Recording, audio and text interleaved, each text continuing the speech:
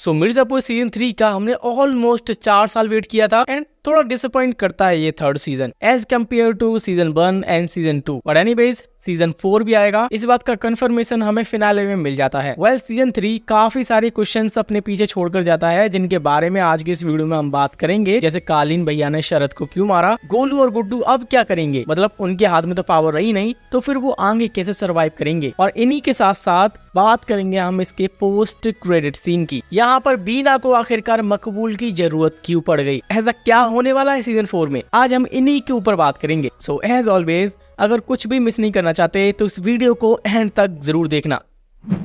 सो मिर्जापुर के सीजन 2 के एंडिंग में मेन 3 लोगों पर अटैक हुए थे। पहला बाबूजी पर, जो कि किया गया था बीना एंड मकबूल के थ्रू, एंड यहाँ पर बाबूजी निपट लिए थे। देन फिर कालीन एंड मुन्ना पर भी एक अटैक हुआ था जो कि किया गया था गोलू एंड गुड्डू के थ्रू। यहाँ मुन्ना तो मारा गया था बट कालीन को शरद निकाल ले गया एंड शरद का कालीन को बचाने का रीजन था क्योंकि उसे पता था कि बिना कालीन भैया के मिर्जापुर की गद्दी को हथियाना बहुत ही ज्यादा डिफिकल्ट होगा। यही अपनी कालीन भैया शरद की चाल में फंस जाते हैं और उन्हें ये बिलीव भी हो जाता है कि शरद रतिशंकर के जस्ट अपोजिट होकर एक नए रिश्ते की शुरुआत कर रहे हैं मिर्जापुर से। लिटरली गाइस, शरद ने बहुत पेशेंस रखा था इस दिन के लिए जब उसे फाइनली मिर्जापुर की गद्दी सौंपी गई थी, बट एट द एंड वो हुआ जिसका हमें अंदाजा भी नहीं था। कालीन भैया ने जब शरद का नाम लिया गद्दी पर बैठने के लिए, तो शरद जब गद्दी पर बैठने जा रहा था तभी कालीन भैया ने उसे गोली मार दी एंड शरद का हमेशा के लिए चैप्टर क्लोज कर दिया। क्या कालीन भैया को शरद पर शक हो गया था? इसका आंसर अभी आगे चलकर हम जानेंगे। हम मुझे दिल पर पत्थर रखकर ये बोलना पड़ रहा है कि मुन्ना भैया पर जितनी भी थ्योरीज बनाई गई थी उनके जिंदा होने की, तो भाई लोग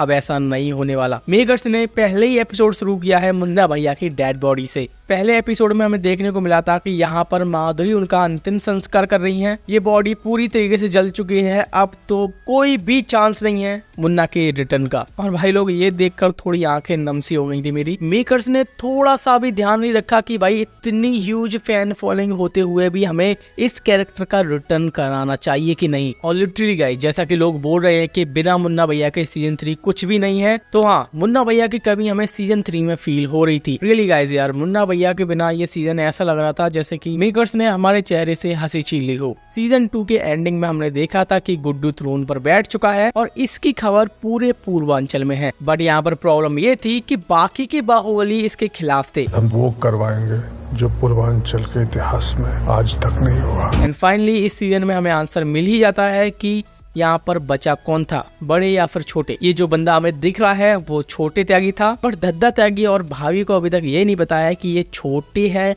या फिर बड़े। सभी लोग इसको बड़े समझ रहे हैं, बस इनकी मम्मी को छोड़कर। वेल शरद जब यहाँ से कालीन भैया को रेस्क्यू करके ले गया था तो वो सीधा गया था सिवान। सीजन 3 में हमें दिखाया गया है सिवान में ही कालीन भैया का ट्रीटमेंट चल रहा है, जिसमें डॉक्टर्स ने ऑलरेडी बता दिया था कि इनके बचने का चांस 10% ही है, बट अनफॉर्चुनेटली ये बच गए। यही गोलू को कहीं ना कहीं ये पता है कि कालीन भैया जिंदा है और उनका किसी सीक्रेट जगह पर ट्रीटमेंट चल रहा है। तो इसी बीच गोलू को एक कॉल आती है, इसमें उसे बताया जाता है कि वो जगह उसे मिल गई है जहाँ पर कालीन का ट्रीटमेंट चल रहा है। बेसिकली ये प्लान था शत्रुघ्न का कि उसे भी गोलू से रिवेंज लेना था। तो गोलू जब सिवान पहुंचती है तो वो वहाँ कम्प्लीटली फंस जाती है, बिकॉज जिस जगह पर कालीन भैया का ट्रीटमेंट चल रहा था वहाँ पर सिक्योरिटी टाइट थी लेकिन हिडन थी। यहीं पर जब गोलू को कालीन भैया की बॉडी दिखती है जिसका ट्रीटमेंट चल रहा होता है, तो जैसे ही वो गोली मारने वाली होती है तो यहीं पर छोटे त्यागी उसे गोली मार देता है। बट ये गोली उसे मारने के लिए नहीं बल्कि उसे इंजर्ड करने के लिए थी। शत्रुघ्न गोलू की फेक डेथ क्रिएट करता है, जिसे देखने के बाद सभी लोग शॉक्ड थे। गुड्डू भी जब ये डेड बॉडी देखता है तो उसे भी लगता है कि हाँ ये गोलू की है, बिकॉज कपड़े और वॉच वगैरह सेम मैच हो रही थी। तो इसे देखकर गुड्डू भी आउट ऑफ कंट्रोल हो जाता है, माल जो फूकने लगा था। और इसी बीच रॉबिन AKA राधे श्याम को भी वो निपटा देता है। एंड गुड्डू के इस मैडली बिहेवियर का सिर्फ एक ही कारण था,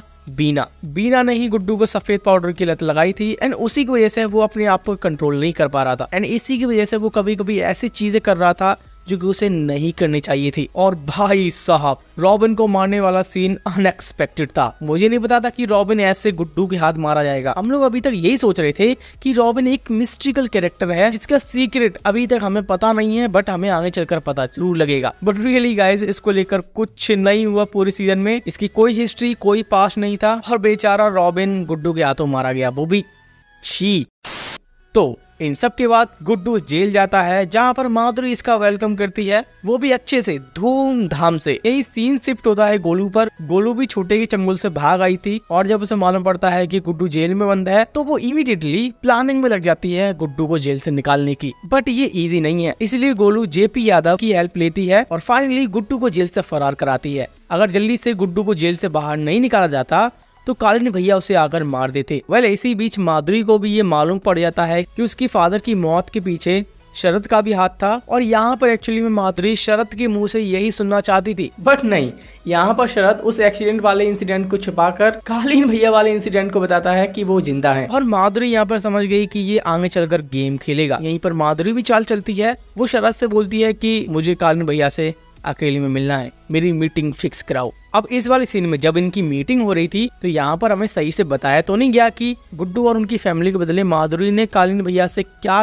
करने को बोला है, बट हमने एक स्ट्रेट अंदाजा लगाया कि यहाँ पर एक्चुअली में हुआ क्या होगा। बट यहाँ पर दो आंसर हो सकते हैं इस क्वेश्चन के। पहला, कालीन भैया ने शरद को इसलिए मारा क्योंकि शरद की बातों से उन्हें कहीं ना कहीं ये अंदाजा होने लगा था कि शरद एक्चुअली में चाहता क्या है। मुझे बचाने का रीजन सिर्फ एक ही है, गद्दी, वरना बचाने को तो ये मुन्ना को भी बचा लेता। तो हाँ, पहला आंसर ये भी हो सकता है। और दूसरा आंसर है माधुरी के कहने पर ही कालीन भैया ने शरद को मारा है, दैट्स इट। और वैसे भी शरद भी क्रिमिनल सर्कल के अंदर ही आता है तो माधुरी उसे भी भय मुक्त प्रदेश की थीम में काउंट करेगी। यहाँ पर माधुरी के दोनों काम हो गए। बट यहाँ पर अच्छी बात ये थी कि कालीन ने शरद की डिजायर को पूरा कर दिया, उसे मिर्जापुर की गद्दी पर बिठा दिया। अब तुम्हें क्या लग रहा है, सांप मर गया? नहीं, असली सांप तो घर में घुसकर बैठा है। मैं बात कर रहा हूँ बीना की।